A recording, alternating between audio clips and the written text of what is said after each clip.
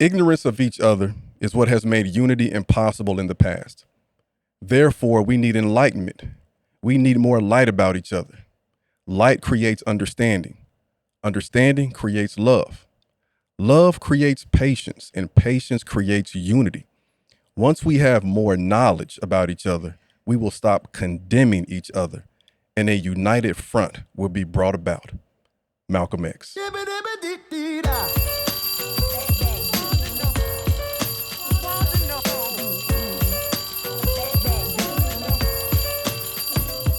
Hey, what's up, y'all? It's Mr. Ernest Krim III with another episode of the Krim's Class Podcast. And I can't wait to get into this episode, y'all. But first, let's get to the objective. By the end of this podcast, listeners will gain a deeper understanding of the spiritual and philosophical growth Malcolm X had towards the latter part of his life and how those principles can help us through the difficult times we are living through right now. In short, we will learn about Malcolm's time in the desert from one of his daughters, Dr. Ilyasah Shabazz. And with that said, we have her right here, y'all.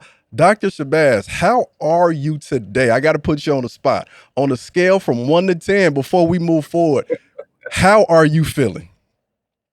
I'm feeling great. I'm really happy that you have your own show. I think that you are an incredible teacher. You're an incredible parent. I know you're an incredible friend. And I think there are so many people who are very fortunate to be the recipient of your body of work. Thank you so much. I appreciate that. And it's an honor to always be in your presence and to also be in your circle.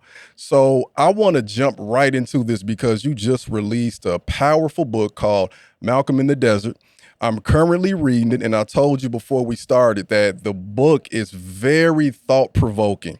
And I love it because whenever a book causes me to pause, that's when I know it's having a deep impact on me. There were a couple times just reading the first few pages where I said, let me sit and really think about this. And I even also love the fact that you have exercises in this book too.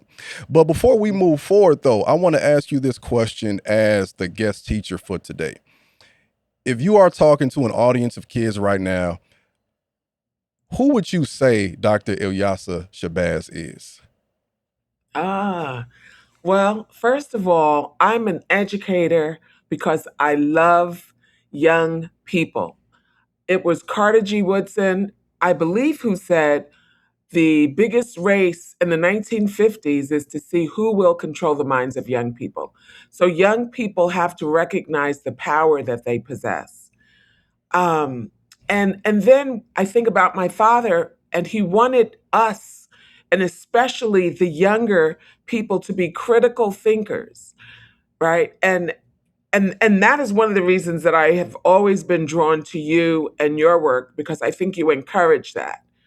Um, so I am one who believes that every young person deserves to know that that they are worthy of self-love, that they are worthy of a quality education, and that they're worthy to participate in mainstream society. I absolutely love that. And I think too, when I reflect on your father's impact, I can't help but think about how he helped me as a critical thinker. And I think that for anybody who listens to Malcolm and digests his speeches and his writings, I think that's what you have to automatically pull from it, because I recall even showing my daughters one day when they began to understand even what colorism is in our community. And I showed them the speech, of course, when he talks about who taught you to hate yourself. And that speech juxtaposed to some of the other speeches they might have heard from other leaders, it struck a different chord in them because it caused them to look internally, even at a young age, at the time of even maybe 7 or 8 years old, where they're like, you know what? Why do we think that? Why is that the assumption we have of each other? And once you go down that rabbit hole, it takes you to a variety of places. So I thank you for that compliment, but I'll put it right back on you because that impact has just been, of course, as you know, profound on my life and universal. And I think that also speaks to this book in a powerful way, because something that Malcolm was very clear on towards the latter part of his life is the struggles we go through being universal, human rights struggles. ironically, I think that in many ways we are there now too, where we should be framing that, right? But your book does something I think that is very unique, because when I bought the book, I was expecting to in many ways read a history book. You know, Right, I was right. expecting to maybe get some insight from different parts when Malcolm was on a pilgrimage, and I was taken back on how the book, I felt like, is preparing me to heal through much of what we are going through today. I wonder, is was that your hope when you wrote Malcolm in the Desert? What was your desire when you started to write this? Well, that was my intention. My intention was to first of all recognize the mischaracterizations of my father, right? Some people thought Malcolm walked around, really vocal, really loud, and he was a beautiful, gentle giant. He was 6'4". He had such a presence. He was brilliant, very reticent. There's this misconception that he read the dictionary so he could learn to, read and write. And the fact is that, in my book, The Awakening of Malcolm X, Malcolm read the dictionary because he was the key debater. He was the star debater. Malcolm was so incredible that they broadcasted his debate on capital punishment when he was in jail. And he was in jail in his teens, 20, 21, and he was the star debater. Mm, He read the dictionary because he wanted to be his best. He had a love for etymology, mm. the root of words. And so he read, he studied, he did everything it took so that he was fully empowered and prepared to challenge any wrongs. Um, he was equipped. Causes me to reflect on him, even though I knew that because we knew the star student he is and the scholar he was. It just makes me look at him still in a different light, because I always, of course, juxtapose, those time periods in a historical figure's life to what we're going through now. And I think about him being, again, 6'4" is tall, right? Any generation, especially back then. I always reflect on, like, especially our young black boys and what they grow up and aspire to be, especially if they are projected to be tall. And oftentimes they'll be steered towards sports, not as a way of just like camaraderie or, discipline and problem solving, but as a way out. And I bring that up because when I hear about him studying and reading it to get better at that, I think about how so many of our young folks don't put that same effort to academics as they would probably put in sports at a young age, if you understand what I'm saying, because we put our kids through so much now of what might be called the professional sports industrial complex. I don't know, but it's like there's something to be said about what he was able to do then, and what we should also, to me, expect our kids to do in this day and age as well. Well, I talk about him being 6'4" only because of the mischaracterizations. I've gone to museums and I've seen, you know, renderings of him like 5 feet, you know, and so it's being able to see Malcolm for who he really was. He was brilliant. He had big presence. He was filled with lots of love. And I say mischaracterization because, there's, this image of him just being tough when the fact is that he was defending his people. He was defending injustice. He was putting the onus on who was committing the crimes. And even in the 1960s, when young people were marching, protesting, demonstrating for education, right, it was extremely important to us. Because if you look at us as the founders of civilization, the founders of uh, scholarship and so forth, and then to be denied an education and people really fighting still for education, for Malcolm to have shown up, when young people were marching, demonstrating, and protesting, for asking for a quality education, for integrating schools, for integrating all these things. My father came along and said, we demand our human rights as your brother. We demand our human rights as ordained by God. And so there's no asking for that. And so Malcolm was responsible for introducing a human rights agenda to the civil rights movement. And so it's this matter of shock treatment, because if we had been so misinformed for so many generations, right? Held against our will, held in bondage, held in captivity, human trafficking, all of these things. Malcolm loved us so much that he wanted us to know that we were worthy indeed of this self love. And he wanted us to understand the trauma, the psychological trauma that we endured. And so for Malcolm, it wasn't this, just walking around tough. It was having a profound reaction, a profound response, right? Which I talk about in my book, to the injustices and putting them in perspective. Mm. I love that. I love that. Something that your father did for me and so many other black folks around the country, especially in our youth, to your point, I think it was also he gave us the courage to think deeply about these things. Um, Gave us the fortitude to want to speak up for ourselves, because again, the perspective of seeing him speak in that manner during that time, you know, and it to me it made me say, well, why would I stay silent about something today when I understand what he had to go through to be able to do that, right? And also, to your point of the mischaracterization, one of the things I loved about being a teacher was I was able to show children my heroes, and to also see that light in their eyes when I truly taught them about the people I admired.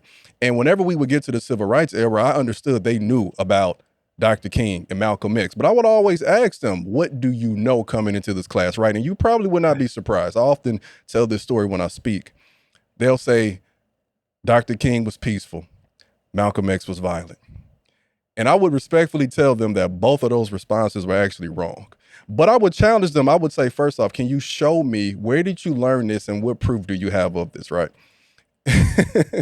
And by the time, and this was also too true for the Black Panthers, they would say, they learned that the Black Panthers were the black version of the Klan, right?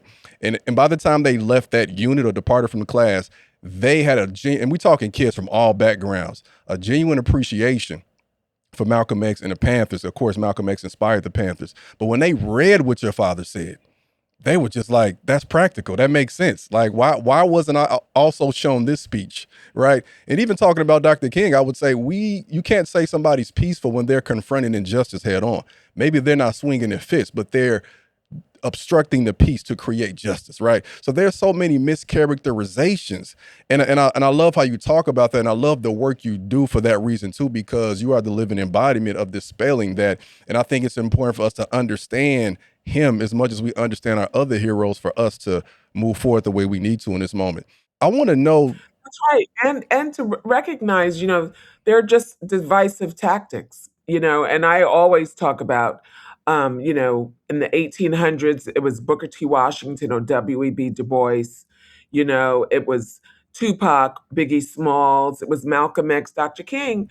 And it is just a divisive tactic that we don't have to choose one or the other and be on separate sides, but recognize those who have made these significant sacrifices and advances for us. And so I don't do the work that I do because he's my father. I do the work I do because I respect him like fully. When I look at his body of work, he was only 39 when he was assassinated.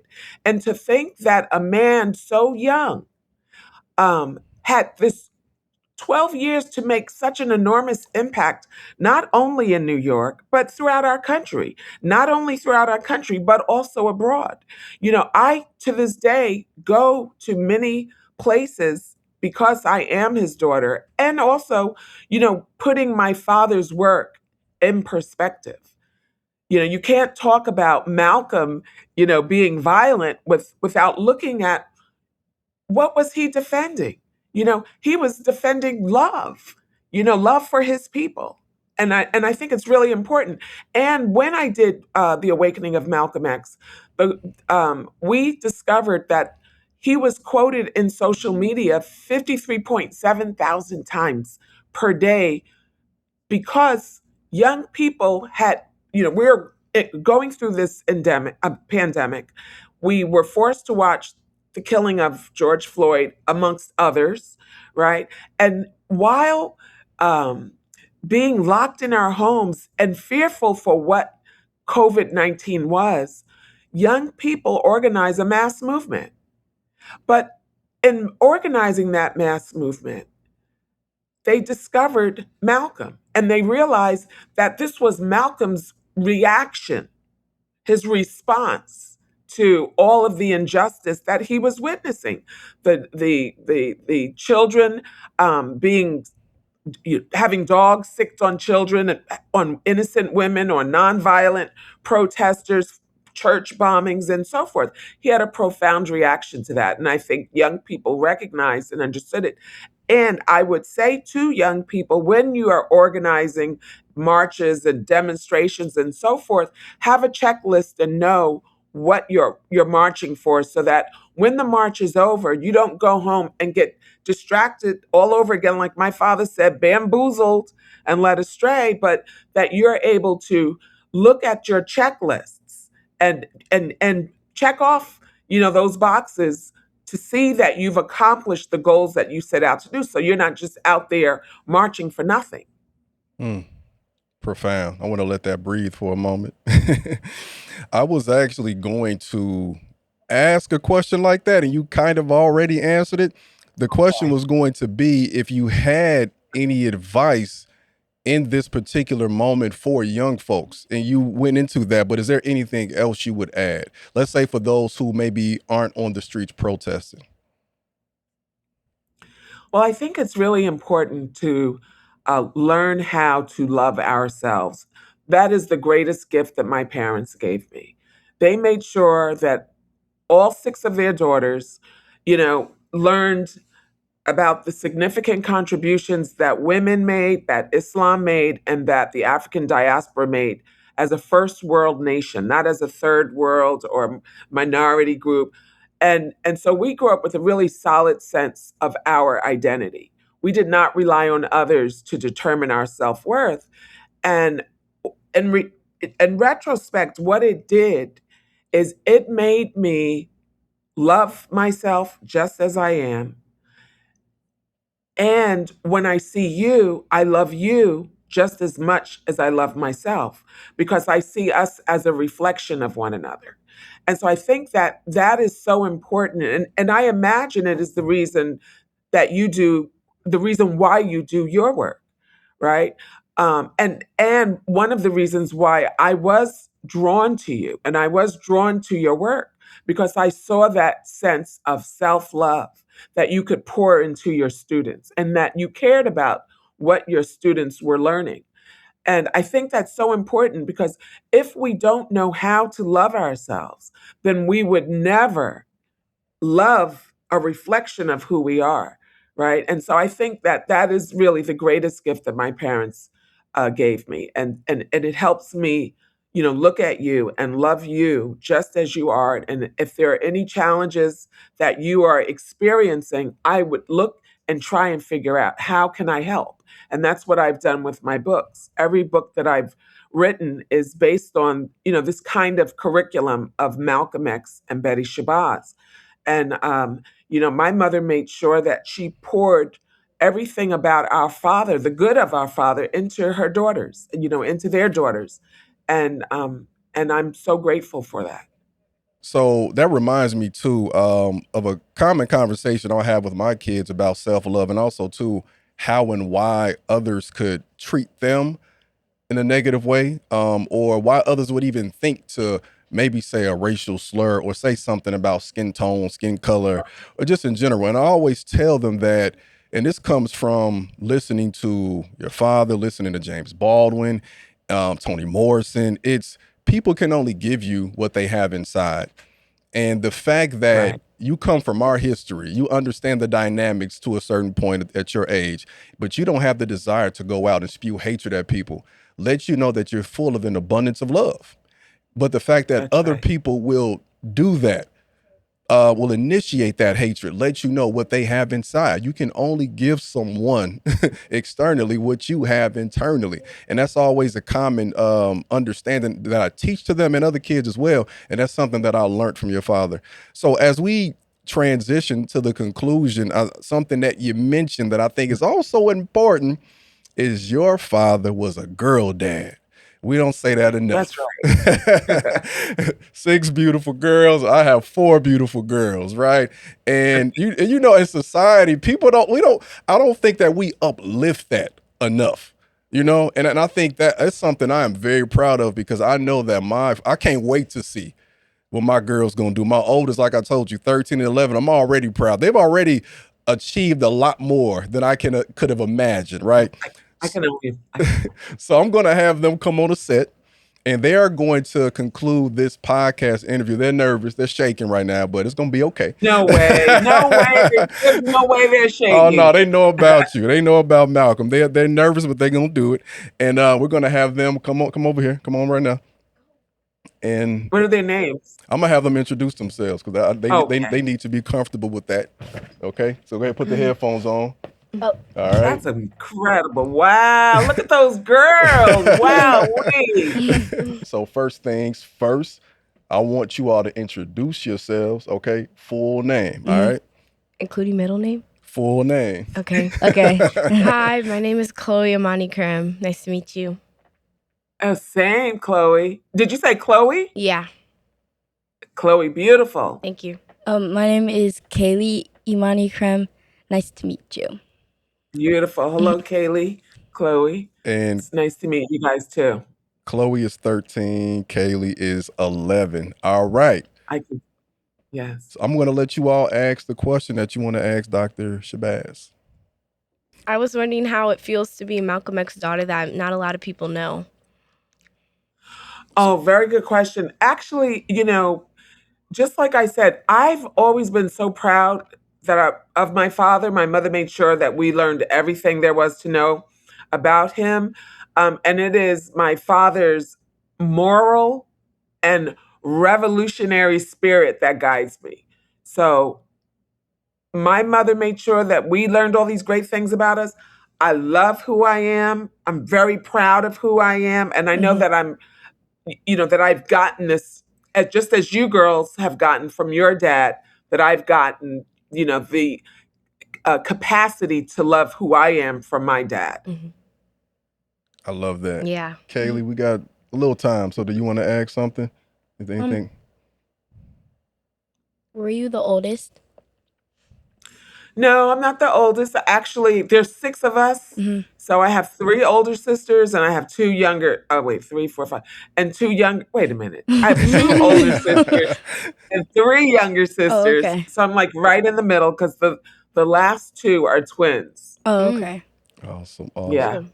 They're very nervous now because they know the impact your father has had and they know how excited I was to go last year and also to just understanding the impact not just on my life but on their young lives already. And this is somebody that they read about, they know about. So I always want to make sure I make this real to them. We aren't reading about superheroes in a Marvel comic book. We're reading about real people. Like you said, your father was 39.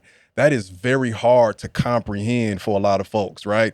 But I think that's important for them to see. So whenever we go places, I try my best to bring them along so that they can understand this. And I also know that by exposing them to great people like you, that they will walk into that path as well. There was a question that they were talking about in the car, and I'll ask it for them. The question is there just something about your mother or father growing up that most people might not know because we often come forward facing as looking at them as political leaders? I'll tell you 2 little stories. One about my mother being so young and having seen her home firebombed and then her husband, taken away from her at such a young age. and she had all those girls. She had she had 4 babies, and she was pregnant with the twins. They were husband and wife. And I always, think about how was she able to survive without feeling sorry for herself, without despair, without bitterness. And it was because she possessed self respect. Mm.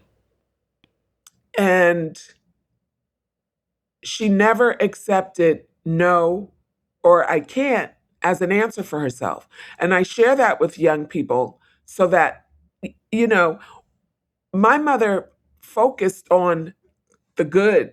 Her motto was find the good and praise it. And she raised her girls in a bubble of love. And I'm so grateful for that.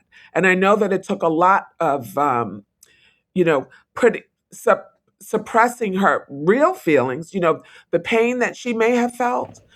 But I'm so glad that she was able to raise us with this capacity to know that we are worthy of self love, that we are worthy of a quality education and that we are worthy to pour into one another in such a dynamic way.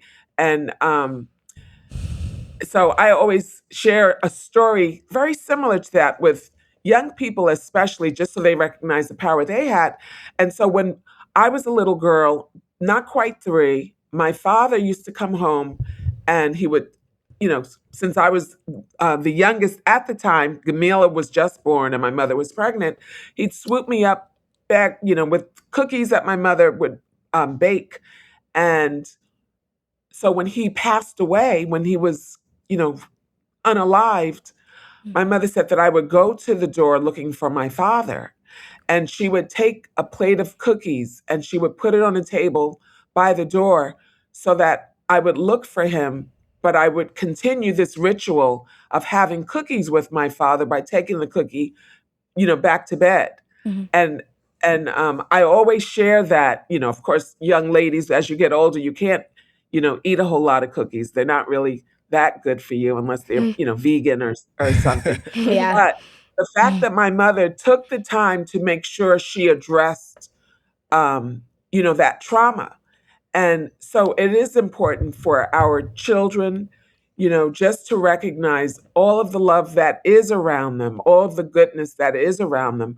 My mother's motto was find the good and praise it so that we didn't look at things so that so that no matter what we experienced, there was always some kind of lesson in it. Mm. Yeah.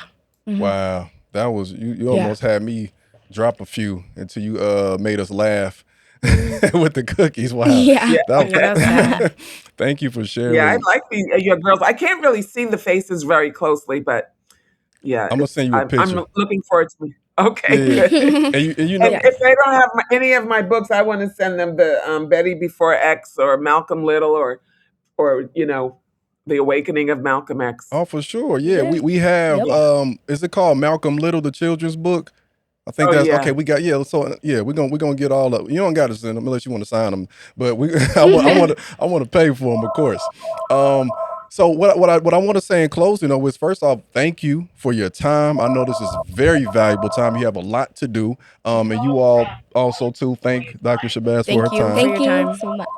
And what I do in my yes. classes, I don't give homework, right? Even with my online kids, I give what I call life work. So I'm telling everybody that's listening now to make sure, of course, you purchase Malcolm in the Desert, read the book, reflect on the book, do the exercises, but also, too, I think one of the most important things you talked about today was the importance of self-love and self-respect.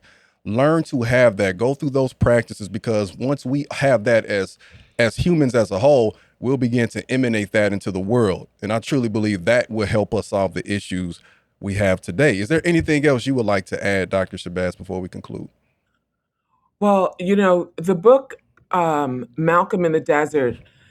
My father had an opportunity to leave all of the noise, the chaos that was in America at the time, and go to the other side of the world, the land of the Torah, the land Mhm. of the Quran, the land of the Bible, and sit with himself. And I think it's so important that we take the time to sit with ourselves and that we are able to ask and answer questions, because sometimes we experience different kinds of challenges, and instead of addressing them and talking about them, we just bury things on top of them. And at some point it does erupt, when you get older. And so I think it's important um, to ask what is an appropriate response to all of the challenges we experience. And I'm grateful that my father had the opportunity to do that and to come back a renewed young man. Mm-hmm. Thank you for that. So Yeah. I will conclude this class the same way we started it. Ignorance of each other is what has made unity impossible in the past. Therefore, we need enlightenment. We need more light about each other. Mm-hmm. Light creates understanding. Understanding creates love.